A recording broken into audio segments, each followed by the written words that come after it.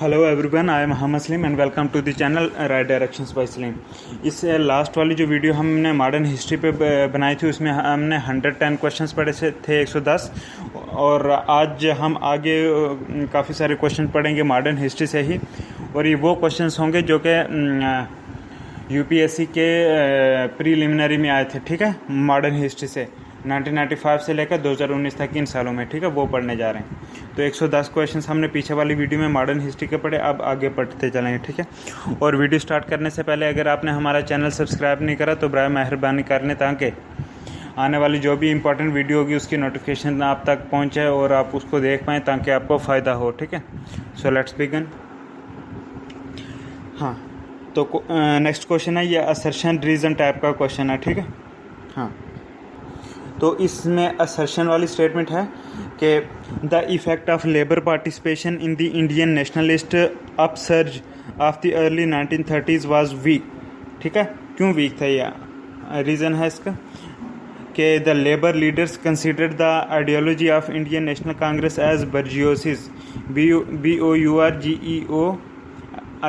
बर्जियोस and reactionary, ठीक है ना। हाँ, बर्जियोस से मिडिल क्लास वाले, ठीक है ना।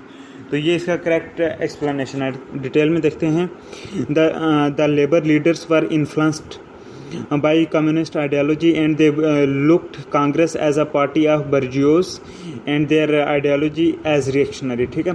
सो they did not participate in the Indian nationalist upsurge in 1930, ठीक है। Next question is the last opportunity to avoid the partition of India was lost with the rejection of what? With the rejection of who? Answer है with the rejection of cabinet mission, ठीक है। कि Muslim League got 73 out of 78 seats in the interim government election based on cabinet plan, but Muslim League rejected the plan and thus the last effort to avoid the partition was lost, ठीक है। हाँ, partition of India जो थी, India Pakistan, ठीक है। तो Muslim League rejected the plan and thus the last effort to avoid partition was lost, ठीक है। Next question, the members of the Constituent Assembly which drafted the Constitution of India were हाँ, कौन थे members? Answer है इसका कि those members were elected by the legislative assemblies of various provinces, ठीक है। हाँ, तो मतलब कि according to the cabinet mission approval the members of the constituent assembly which drafted the constitution of India were elected by the legislative assemblies of various provinces with a proportion of 1 member for every 10 lakh of population. हर 10 lakh population के लिए एक member होगा, ठीक है। Next question is the aim of education as stated by the Woods Dispatch of 1854 was, ठीक है। तो आंसर है हाँ, तो क्वेश्चन है कि जो एम था एजुकेशन का, जैसे कि वुड्स डिस्पैच ऑफ 1854 में कहा गया, वो क्या एम था, ठीक है। वो था कि the introduction of scientific research and nationalism in the traditional Indian education, ठीक है, ये वजह थी। हाँ, कि Wood's dispatch of 1854 which is called the Magna Carta of education in India aimed at the introduction of scientific research and nationalism in the traditional Indian education. ये मकसद है इस 1854 का वुड्स डिस्पैच का, ठीक है। और ये जो वुड्स डिस्पैच ऑफ 1854 है, इसको Magna carta MAGNA Magna Carta of education भी बोलते हैं इन इंडिया में, ठीक है।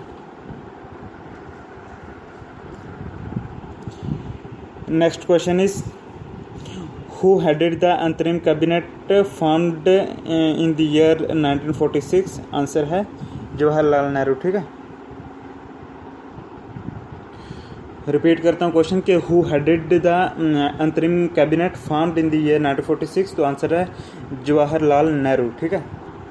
डिटेल में देखते हैं कि द अंतरिम कैबिनेट फॉर्म्ड ऑन 2 सितंबर 1946, ठीक है, as per the cabinet mission proposal was headed by Jawaharlal Nehru with 12 ministers, 12 ministers थे, ठीक है। हाँ, अंतरिम गवर्नमेंट में कितने मिनिस्टर थे? 12 ministers. It had the task of assisting the transition of India and Pakistan from British rule to independence, ठीक है। हाँ, ये इसका टास्क था।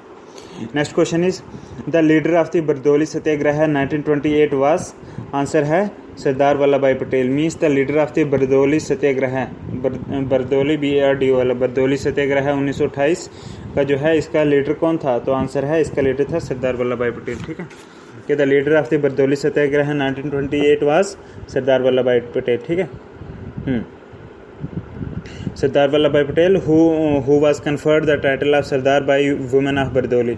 जो बरदौली की वुमेन थी उन्होंने टाइटल दिया था पटेल को सरदार का। ठीक है ना। Next question is during the colonial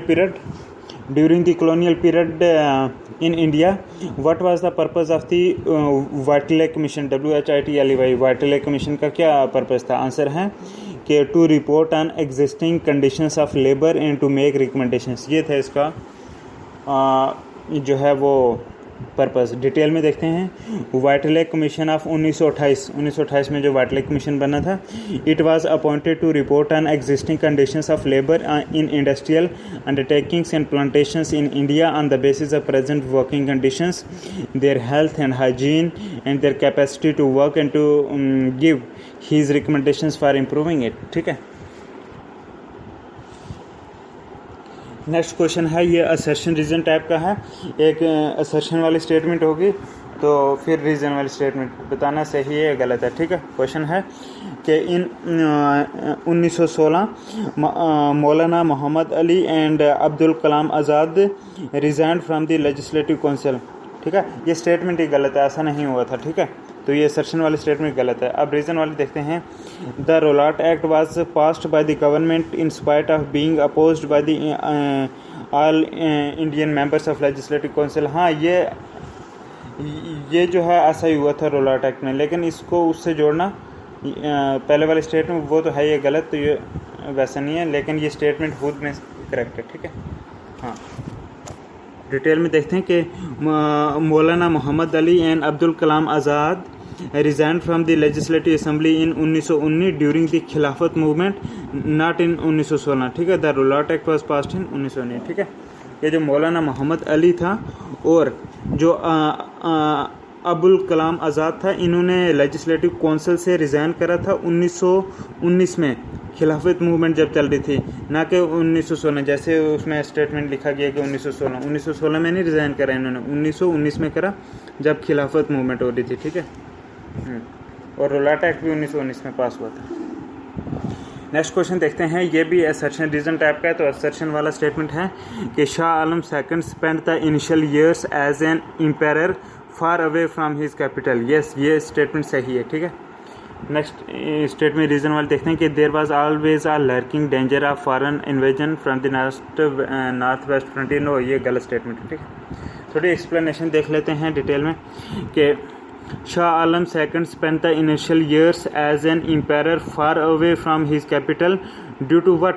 Due to the fear of his wazir and not due to the danger of foreign invasion from northwestern frontier। ठीक है, तो शाह आलम सेकंड ने जो अपने इनिशियल ईयर्स जो हैं एम्पायर के तौर पे अपनी कैपिटल से बहुत दूर से गुजारे, क्योंकि उसको डर था, अपना जो वजीर था उससे डर था, ना कि कोई फॉरेन इन्वेजन हो जाएगा नॉर्थ वेस्टर्न फ्रंटियर से। ठीक है, तो शाह आलम सेकंड को जो डर था अपना वजीर से ही था, इसलिए वो अपनी कैपिटल से दूर उसने टाइम गुजारा। नेक्स्ट क्वेश्चन है, with reference to the entry of European powers into India which one of the following statement is not correct. कुछ स्टेटमेंट दी गई हैं, बताना मतलब कि इनकरेक्ट स्टेटमेंट कौन सी है, और वो इनकरेक्ट ये है कि Portuguese captured Goa in 1499। No, it is incorrect. ठीक है, ऐसा नहीं हुआ था। 1498 में वो आया था वास्को दा गामा। ठीक है, 1400 हाँ, तो हाँ ये लिखा हुआ है कि 1499 में पुर्तगीज कैप्चर करा, सॉरी गोवा कैप्चर करा पुर्तगीज ने, ये इनकरेक्ट है। ठीक है। हाँ, डिटेल में देखते हैं कि हाँ कि Portuguese conquest of Goa occurred in 1510 on behalf of Alfonso de Albuquerque. ठीक है। हाँ, Albuquerque was not ordered to conquer Goa by the Portuguese government. He had been only ordered to capture Hormuz, Aden and Malacca। ठीक है, कि जो Portuguese की conquest थी Goa capture करने में, वो 1510 में हुई थी on the behalf of Alfonso de Albuquerque. ठीक है, अल्बुकर्क्यू जो है इसको ये ऑर्डर नहीं दिया गया था कि गोवा को कॉन्कर करो ब्रिटिश गवर्नमेंट, मतलब पोर्तुगीज गवर्नमेंट ने अल्फांसो डी एल्बुकर्क को ये गोवा कैप्चर करने का ऑर्डर नहीं दिया था, लेकिन he had been only order, उसको ऑर्डर यही मिला था कि एक हार्मुज को कैप्चर करो, HORMUZ, हार्मुज को, एडम को, ADAM, एडम को, और मलैका को, ठीक है, इनको करो। ये था एल्बुकर्क का ऑर्डर, ठीक है, 1510 में।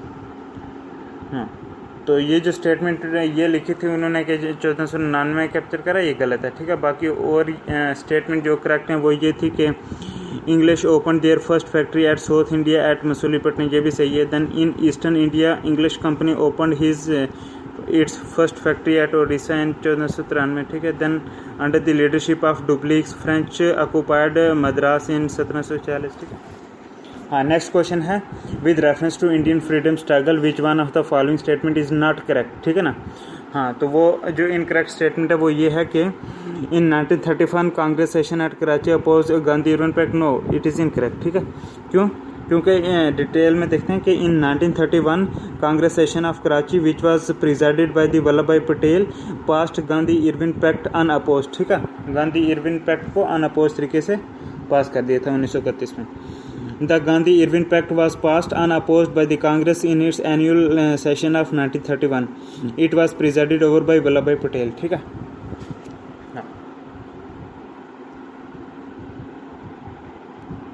अच्छा, और जो उस क्वेश्चन में करेक्ट स्टेटमेंट थी वो देख लेते हैं। वैसे उसमें आ गया पहला कि Rowlatt Act aroused a wave of popular indignation and led to the Jallianwala Bagh massacre, ठीक है। उसके बाद था कि Subhash Chandra Bose form the Forward Bloc, then Bhagat Singh was one of the founders of the Hindustan Republican Socialist Association, ठीक है। हाँ, तो नेक्स्ट क्वेश्चन हम देखते हैं।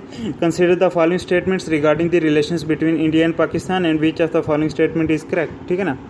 हाँ, तो कुछ स्टेटमेंट दी गई हैं, तो हमने पाया कि सिर्फ एक ही स्टेटमेंट सही है, वो है कि during Shimla agreement Indira Gandhi and Zulfikar Bhutto agree to maintain the sanctity of LOC, ठीक है। कि during Shimla agreement Indira Gandhi and Zulfikar Bhutto agree to maintain the sanctity of LOC, ठीक है।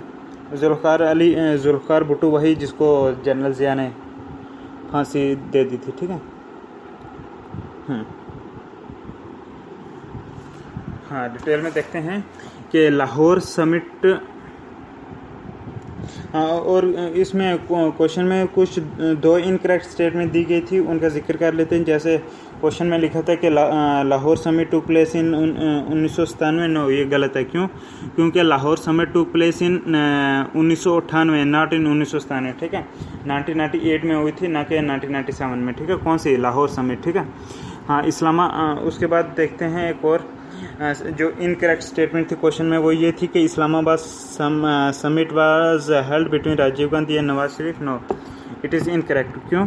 क्योंकि Islamabad summit was held between Rajiv Gandhi and Benazir Bhutto, not with Nawaz Sharif, ठीक है। हाँ, तो नेक्स्ट क्वेश्चन हम देखते हैं कि विच one of the following provision was not made in the charter act of 1833, 1833 का जो चार्टर एक्ट था उसमें कौन सा प्रोविज़न नहीं बनाया गया था, ठीक है। हाँ, तो कुछ स्टेटमेंट दी गई हैं, उनमें जो मतलब कि जो प्रोविज़न नहीं बनाया गया था वो चार्टर एक्ट 1833 में, वो देखते हैं।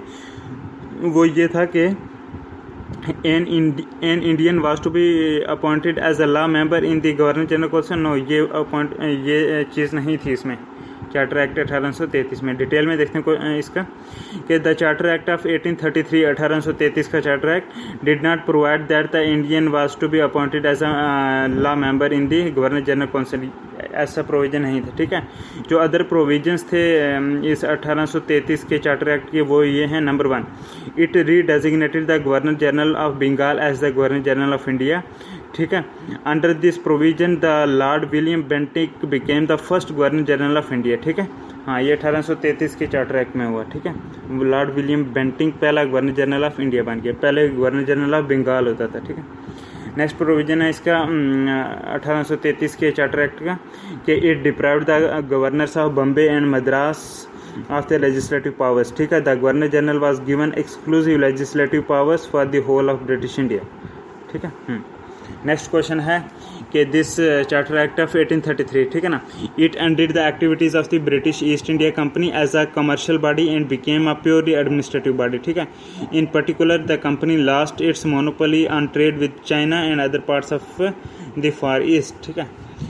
नेक्स्ट प्रोविजन था इसका 1833 के इस चार्टर एक्ट का कि it attempted to introduce a system of open competitions for the selection of civil servants, ठीक है। ये 1833 के चार्टर एक्ट में था, ठीक है ना। However this provision was negated after opposition from the court of directors, ठीक है, who continue to hold the privilege of appointing company officials, ठीक है। लेकिन ये प्रोविजन जो है ये निगेट कर दिया था, अपोजिशन हुई जब कोर्ट ऑफ डायरेक्टर्स ने, ठीक है, तो उन्होंने बोला कि ये सिर्फ कंपनी के ऑफिशियल को ही अपॉइंट करेंगे, ठीक है।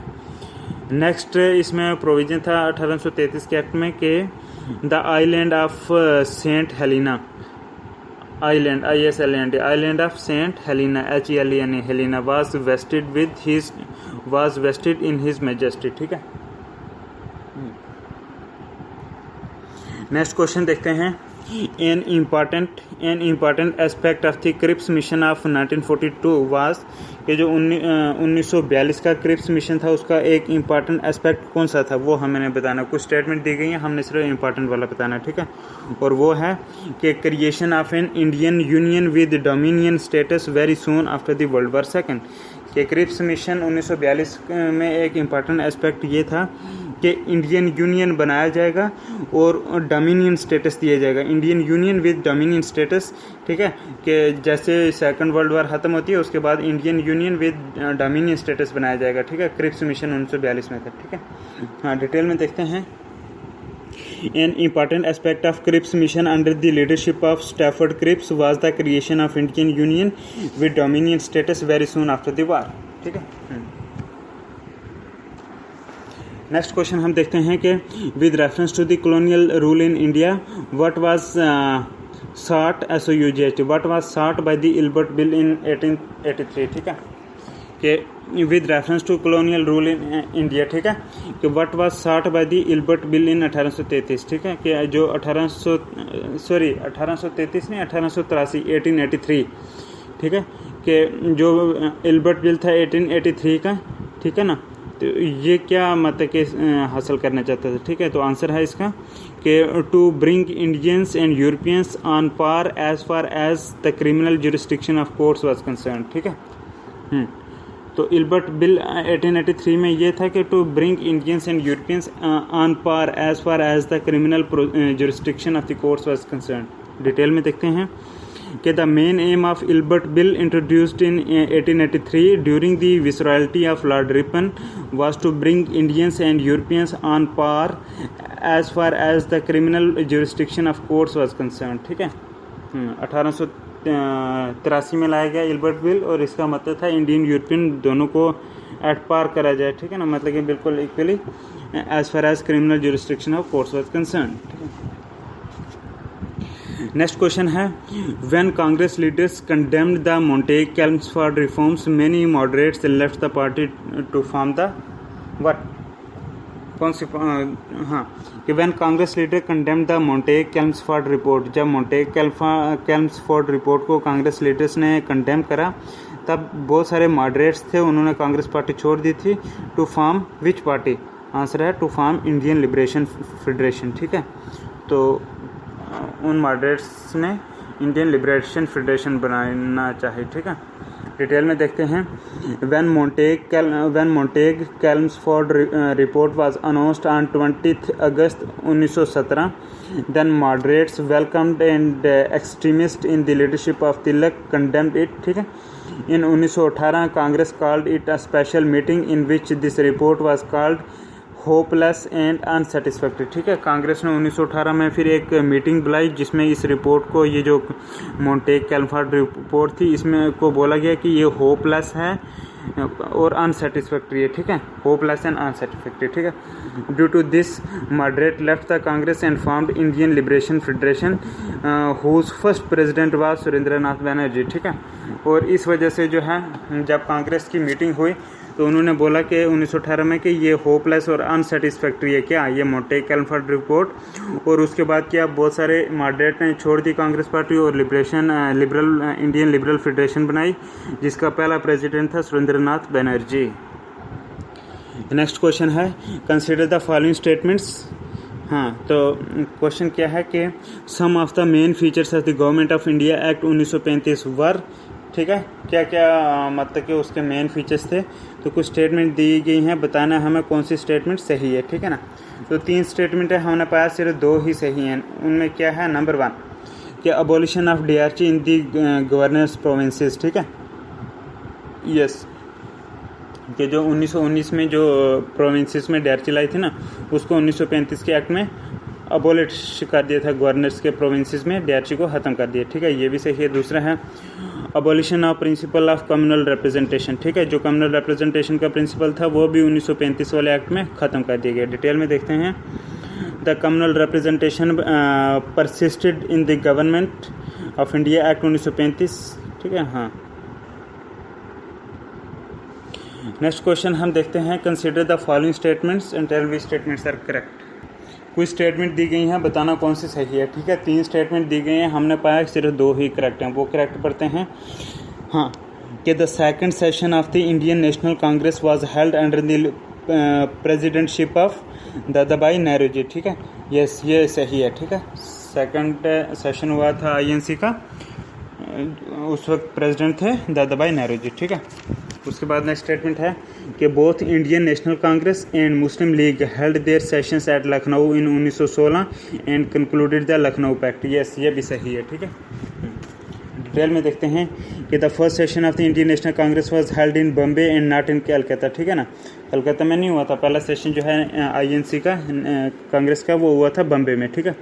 And second session of INC was held under Dadabhai Naoroji and also the Lucknow Pact was concluded in 1916, ठीक है। नेक्स्ट क्वेश्चन हम देखते हैं कि which of the following statement is correct, ठीक है। कुछ स्टेटमेंट ने सही कौन सी है, ठीक है। तो 4 में से सिर्फ एक स्टेटमेंट सही है और वो ये है कि the constituent assembly of India was elected by the provincial assemblies in the year 1946, ठीक है। हाँ, 1946 में ये कॉन्स्टिट्यूंट असेंबली जो है वो इलेक्ट करी गई थी प्रोविंशियल असेंबली से, ठीक है। डिटेल में देखते हैं। The constituent assembly of India was elected by the provincial assemblies in the year 1946, ठीक है। नेक्स्ट क्वेश्चन है कि the Montagu Chelmsford report formed the basis of what, ठीक है। Montagu Chelmsford report form the basis of what, answer है it form the basis of government of India act 1919, ठीक है। कि जो मोंटेग-कैलमफोर्ड रिपोर्ट थी, इसके बेसिस पर ही जाकर फिर गवर्नमेंट ऑफ इंडिया एक्ट 1919 बना, ठीक है। डिटेल में देखते हैं। The Montagu Chelmsford report which was announced in August 1917 form the basis of government of India act 1919, ठीक है। The government of India act was pass to expand the participation of Indians in the government of India. This act embodied the reform recommended in the Montagu Chelmsford report, ठीक है। कौन से act की बात हो रही है, 1919 वाले की, ठीक है। नेक्स्ट क्वेश्चन है कि during the Indian freedom struggle who among the following proposed that Swaraj should be defined as complete independence free from all foreign control, ठीक है। तो ये किसने बोला था, ये बोला था मौलाना हज़रत मोहानी ने, ठीक है। हाँ, मौलाना हज़रत मोहानी ने, ठीक है। डिटेल में देखते हैं। Maulana Hasrat Mohani propose that swaraj should be defined as complete independence free from all foreign control in 1921 when he was presiding the session of all Indian Muslim League in Lucknow, ठीक है। नेक्स्ट क्वेश्चन देखते हैं कि consider the following princely states of the British rule in India and then tell the correct chronological order in which they were annexed by the British, ठीक है। वो chronological order ये है कि पहले 17 को अनेक्स करा, फिर संबलपुर को और फिर करा झांसी को, ठीक है। डिटेल में देखते हैं कि the doctrine of lapse was an annexation policy purportedly desired by the Lord Dalhousie, who was the governor general for the East India Company in India between 1848 to 1856. ठीक है. The company took the princely states of Satara in 1848, then Sambalpur in 1849, Jhansi in 1854. ठीक है. कि ये जो doctrine of lapse है ये किस्म की एनेक्सेशन पॉलिसी थी. ठीक है. सिंपल अगर वर्ड में बोलो कि ये डॉक्ट्रिन ऑफ लैप्स क्या थी, ये एक एनेक्सेशन पॉलिसी थी. ठीक है. किसने डिसाइड करी थी? लॉर्ड डालहौसी ने. ठीक है. जो कि उस वक्त का गवर्नर जनरल था ईस्ट इंडिया कंपनी के लिए इंडिया में. ठीक है. और इसका रूल डालहौसी का कब से कब तक रहा? 1848 से 1856 तक रहा. 1848 से 1856 तक डालहौसी रहा. ठीक है. तो इस डॉक्ट्रिन ऑफ लैप्स के तहत ये जो एनेक्सेशन पॉलिसी थी डॉक्ट्रिन ऑफ लैप्स, ठीक है, इसके तहत कंपनी ने कुछ प्रिंसली स्टेट को ले लिए. जैसे सबसे पहले लिए सतारा को. 1848 में सतारा जो है ना प्रिंसली स्टेट उसको ले लिया. फिर उसके बाद 1849 में संबलपुर को अनेक्स कर लिया. ठीक है. उसके बाद झांसी को 1854 में अनेक्स कर लिया. ठीक है. ये सब डॉक्ट्रिन ऑफ लैप्स में हुआ जो कि एनेक्सेशन पॉलिसी थी डालहौसी ने ये करी थी डिज़ायर. ठीक है. नेक्स्ट क्वेश्चन है कि the name of the famous person of India who return the knighthood, ठीक है, नाइटहुड अवार्ड जो होता है conferred on him by the British government as a token of protest against the atrocities in Punjab in 1919 was. Answer है रविंद्रनाथ टैगोर. ठीक है. कि जो रविंद्रनाथ टैगोर को जो नाइटहुड का अवार्ड मिला था उस ब्रिटिश गवर्नमेंट से, उसने वो वापस कर दिया कि as a mark of protest. किसके खिलाफ? जो कि 1919 में पंजाब में जुल्म हुआ. ठीक है. डिटेल में देखते हैं कि Rabindranath Tagore returned his knighthood to British government as a token of protest against the Jallianwala Bagh massacre in 1919. ठीक है. नेक्स्ट क्वेश्चन है कि which of the following pairs are correctly match. ठीक है. कुछ पेयर्स दिए गए हैं. लिस्ट 1 में कुछ ईयर हैं और लिस्ट 2 में कुछ वार्स हैं. ठीक है ना. हमने करेक्ट जोड़नी है. ठीक है. हाँ. तो इसमें जो क्वेश्चन में जो करेक्ट कॉम्बिनेशन जोड़े हैं वो हैं थर्ड मिजोर वार जो कि 1790 से 1792 में हुई. ठीक है. कि 1790 से 92 में क्या हुआ? Third मिजोर war. ठीक है. उसके बाद 1824 से 1826 में क्या हुआ? फर्स्ट एंग्लो बर्मीज वार हुई. ठीक है. ये दो ऑप्शन सही हैं. लिस्ट 1 में है कि पहले ये जैसे 1790 से 92 में क्या हुआ? थर्ड मिजोर वार, ये सही है. फिर 1824 से 26 तक क्या हुआ? फर्स्ट एंग्लो बर्मीज वार. ठीक है. हाँ. तो पहले में ये एंग्लो मराठा वार और सिख वार की इनकरेक्ट दी गई है, उसका हम देख लेते हैं अब. ठीक है. First Anglo Maratha war was fought between 1775 से 1782. ठीक है. हाँ. अगर कोई पूछे 1775 से लेकर 1782 के दरमियान में कौन सी लड़ाई हुई थी, तो वो हुई थी फर्स्ट एंग्लो मराठा वार. ठीक है. और 1848 से 1849 के दरमियान में कौन सी लड़ाई हुई, तो वो हुई सेकंड सिख वार. ठीक है. सेकंड सिख वार कब हुई? 1848 से 1849, 1848 से 49 में. ठीक है. नेक्स्ट क्वेश्चन है विच one of the following pairs is not correctly match. ठीक है ना. आंसर है हाँ बहुत सारे, जैसे पिट्स इंडिया एक्ट लिखा हुआ इन्होंने वरन हेस्टिंग्स का. ठीक है ना. उसके बाद डॉक्ट्रिन ऑफ लैप्स डालहौसी की, ये सही है. ठीक है ना. गिलबर्ट बिल रिपन के दौर में हुआ, RIP रिपन के दौर में, ये भी सही है 1883 में. ठीक है. और उसके बाद इन्होंने लिखा हुआ वर्नाक्यूलर प्रेस एक्ट कर्जन के दौर में नहीं हुआ, ये पहले हुआ था. ठीक है. कि vernacular press act was passed in 1878 1878 में हुआ by Lord Lytton, not by Lord Curzon. ठीक है. लॉर्ड कर्जन है नहीं, लॉर्ड लिटन ने ये वर्नाक्यूलर प्रेस एक्ट करा था 1848 का. ठीक है. तो बाकी पिट्स इंडिया एक्ट तो वरन हेस्टिंग ने करा, डॉक्ट्रिन ऑफ लैप्स डालहौसी ने, गिलबर्ट बिल रिपन ने. नेक्स्ट क्वेश्चन देखते हैं consider the following viceroys of India during the British rule and which of the following is the correct chronological order of their tenure. ठीक है. ये बताना हमने कि क्वेश्चन में दिया गया है जैसे lord Curzon, lord Hardinge, lord Chelmsford, lord Irwin के बारे में. ठीक है. हमने करेक्ट क्रोनोलॉजिकल ऑर्डर इनके टेन्योर का बताना. तो करेक्ट इनका सीक्वेंस ये है कि पहले लॉर्ड कर्जन था, फिर लॉर्ड हार्डिंग, फिर लॉर्ड कैल्म्सफोर्ड, फिर लॉर्ड इरविन. ठीक है ना. क्योंकि देखो लॉर्ड कर्जन जो है ये 1899 से लेकर 1905 तक रहा लॉर्ड कर्जन. लॉर्ड हार्डिंग जो था 1910 से 1916 तक रहा लॉर्ड हार्डिंग. लॉर्ड हार्डिंग 1910 से 1916 तक रहा, ठीक है। लॉर्ड कैल्म्सफोर्ड जो है 1916 से 1921 तक रहा, और लॉर्ड इरविन जो है 1926 से 1931 तक रहा, ठीक है। हाँ, तो याद रखना, कर्जन था 1899 से 1905 तक, हार्डिंग 1910 से 1916 तक, कैल्म्सफोर्ड 1916 से 1921 तक, और लॉर्ड इरविन जो है 1926 से 1931 तक था लॉर्ड इरविन, ठीक है। नेक्स्ट क्वेश्चन है, consider the following events during India's freedom struggle, ठीक है ना। और फिर बताना है हमने, हाँ, कुछ फ्रीडम स्ट्रगल के दौरान कुछ इवेंट्स है, जैसे चोरी चोरा, ओटरेज, मिंटो मोरली रिफॉर्म्स, डंडी मार्च, मोंटेग्स, कैल्मफोर्ड रिफॉर्म्स, ठीक है। हमें ये बताना है विच one of the following is the correct chronological order of these events, ठीक है। इनका करेक्ट क्रोनोलॉजिकल आर्डर बताना है, ठीक है। इनका करेक्ट क्रोनोलॉजिकल आर्डर ये है कि पहले मोरली मिंटो रिफॉर्म्स हुए 1909 में, ठीक है। उसके बाद मोंटेग कैल्म्सफोर्ड रिफॉर्म्स है 1917 में, ठीक है। हाँ, तो फिर आया चोरी चोरा और डंडी मार्च, आप डिटेल में देख लेते हैं। The correct chronological order is Minto Morley reforms 1909 में, 1909 में, फिर मोंटेग कैल्म्सफोर्ड रिफॉर्म 1917 में, ठीक है। उसके बाद चोरी चोरा ओटरेज 1922 में, तो फिर डंडी मार्च 1930 में, ठीक है। मोरली मिंटो रिफॉर्म्स 1909 में, मोंटेग कैल्म्सफोर्ड रिफॉर्म्स 1917 में, चोरी चोरा ओटरेज 1922 में, डंडी मार्च 1930 में, ठीक है। नेक्स्ट क्वेश्चन है कि consider the following statements and tell which of the following statement is correct, ठीक है। तो कुछ स्टेटमेंट दी गई हैं, हम करेक्ट वाली स्टेटमेंट देखते हैं, और वो ये है कि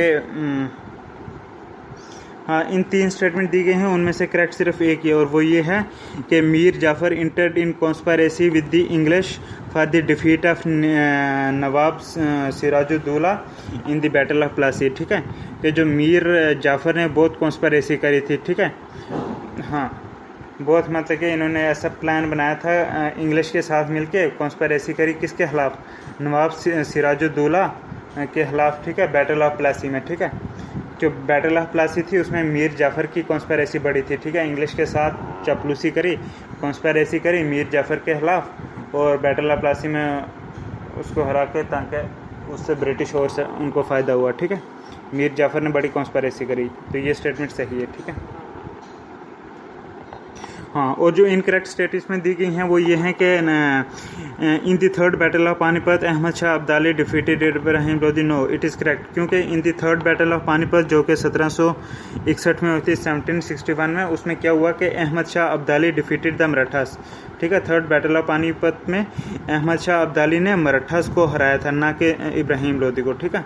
हाँ, अहमद शाह अब्दाली ने मराठास को हराया था, 1761 में हुई थी थर्ड बैटल ऑफ पानीपत, ठीक है।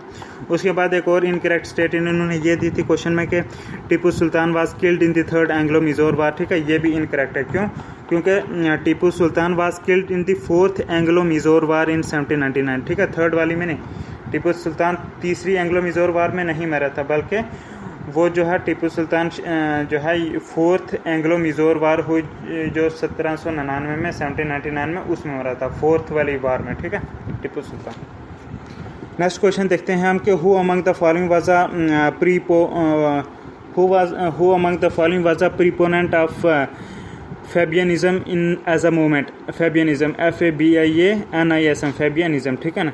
कि who among the following was a proponent of Fabianism as a movement, ठीक है। ऑप्शन है आपके पास Annie Besant, A.O. Hume, Michael Madhusudan Dutt and R. Palme Dutt, ठीक है। Annie Besant, A.O. Hume, Michael Madhusudan Dutt and R. Palme Dutt, ठीक है। इनमें से ये बताना है कि who among the following was a proponent of Fabianism as a movement, ठीक है। तो आंसर है Annie Besant, Annie Besant was a proponent of Fabianism as a movement, ठीक है। डिटेल में देखते हैं। As a member of the national secular society Annie Besant preached free thought and as a member of the Fabian society in India, ठीक है ना। Annie Besant was a prominent British socialist Annie Besant was a prominent British socialist, theosophist, women's rights activist, ठीक है ना। writer and author and supporter of Irish and Indian self rule, ठीक है ना. She was a leading speaker of the Fabian Society, ठीक है. George Bernard Shaw sponsored Besant to join the Fabian Society, ठीक है. जॉर्ज बर्नार्ड शाह जो था, GB Shaw, he sponsored Annie Besant to join the Fabian Society, ठीक है. हाँ, George Bernard Shah ने स्पॉन्सर करा था एनी बसंत को कि वो फेबियन सोसाइटी ज्वाइन करे. नेक्स्ट क्वेश्चन है कि व्हाट वाज द कोमागाटा मारू, ठीक है. कोमागाटा मारू क्या था? व्हाट वाज कोमागाटा मारू, ठीक है ना. आंसर है कि a naval ship on voyage to Canada, ठीक है. एक नेवल शिप थी जो कि कनाडा में जा रही थी. A naval ship on voyage to Canada, Canada के वोयेज में थी, ये कनाडा जा रही थी नेवल शिप. उसका नाम था कोमागाटा मारू, ठीक है ना. कि Baba Gurdit Singh chartered a Japanese ship called कोमागाटा Maru early in 1914 to carry large number of voyage to Canada, ठीक है.